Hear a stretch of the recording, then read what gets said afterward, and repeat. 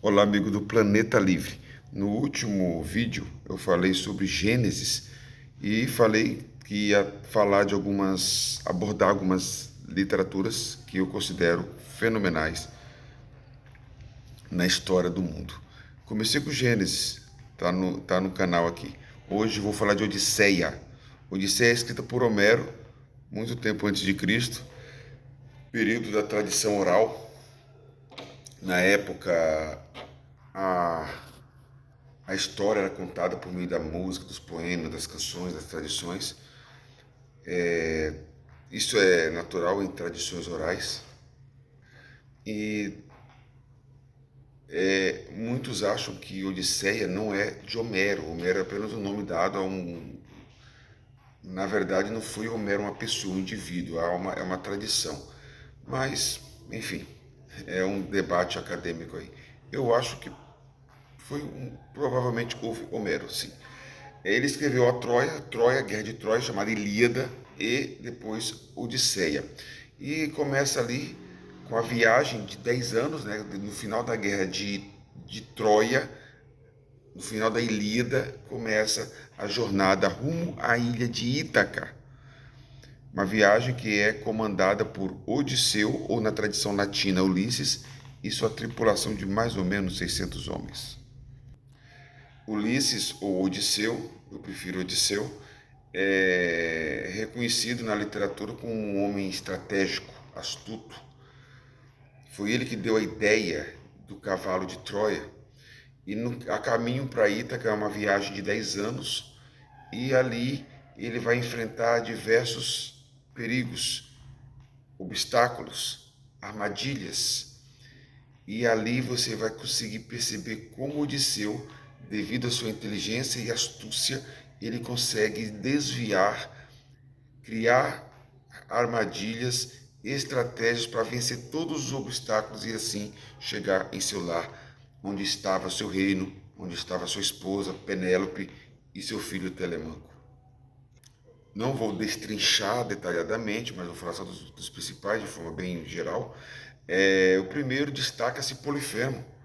Ele entra na caverna, ele encontra o gigante, é um monstro, um olho só.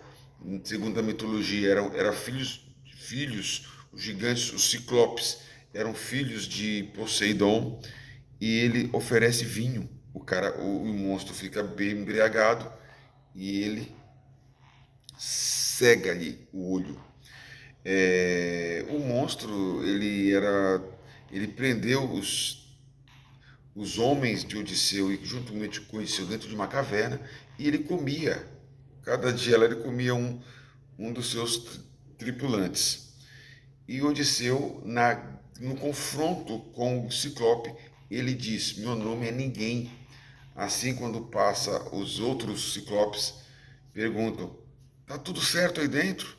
Ele fala: sim, o que está acontecendo? Ele: ninguém está me ferindo, ninguém está me ferindo, né? Mostrando a astúcia de Odisseu.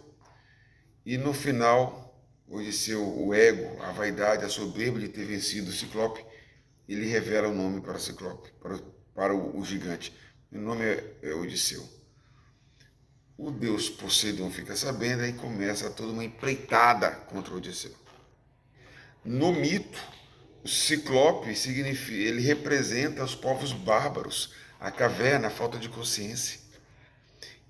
Odisseu e o Ciclope é uma metáfora do encontro da civilização com a barbárie, dos povos civilizados, que é o grego, a razão, a luz, o conhecimento, a filosofia, contra o bárbaro. Olha que interessante. Temos um outro episódio também da feiticeira Circe, que ela transforma os seus tripulantes em porcos.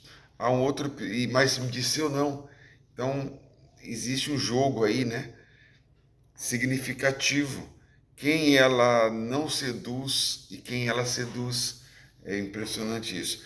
Outro momento interessante é no meio de um ponto da viagem, havia as ninfas, né, as musas, sereias.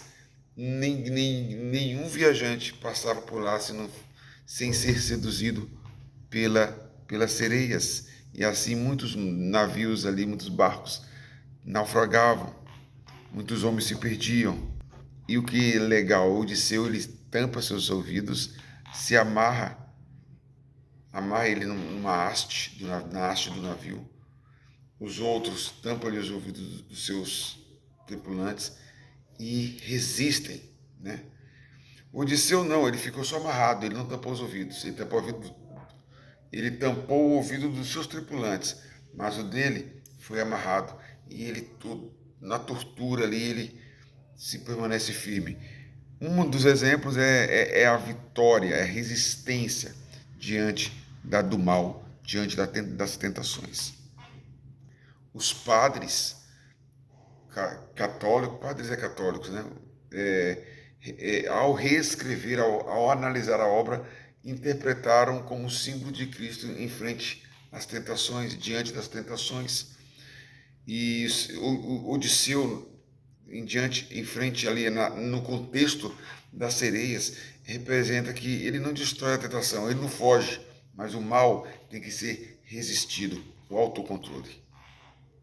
E assim tem outros obstáculos, como a Caríbides, a Hidra, né? E há um momento lá que parte da sua tripulação é engolido pelo monstro. Os tripulantes pedem socorro para Odisseu, mas ele não pode ajudar, mostrando limitação. Mesmo o herói tem suas limitações. Chegando em casa, vários pretendentes tentavam casar com Penélope e ela conseguiu ser resistente. Ela conseguiu permanecer fiel a Odisseu. E havia um arco e flecha lá que somente Odisseu conseguiria manusear. Todos os homens tentavam e não conseguiam. E ela enganava eles. Olha, esse fio, esse tecido aqui, quando eu terminar, eu casarei. Aí à noite ela desfazia o tecido e assim num jogo perpétuo aí até Ulisses chegar. Foi conhecido por uma cicatriz, né? Parece que a serva dela viu Ulisses se transformou em um mendigo, mas pela cicatriz, aquela cicatriz tinha uma história. Então, gente, Odisseia. Odisseu e Odisseia. Para mim, Gênesis, depois Odisseia, a grande obra. Essa obra literária, ela vai inspirar as navegações portuguesas, para você ver, como eu falei em Gênesis, a questão de Abraão, a questão da religião, da promessa, da redenção, do tipo de Cristo que Isaac foi, o pai da fé de Abraão. Beleza, aqui você vai ver como a literatura de Odisseu vai ser gigante, vai incentivar, vai fomentar o desejo, o anseio do europeu em conquistar mundos além do seu espaço conhecido. Odisseu faz parte, sim. Se eu fosse brincar de cânone, com certeza ele estaria Gênesis e Odisseu, beleza? Depois eu volto com outra obra aqui que vocês vão descobrir. Aqui é César Augusto, história para dentro da cabeça. Tchau.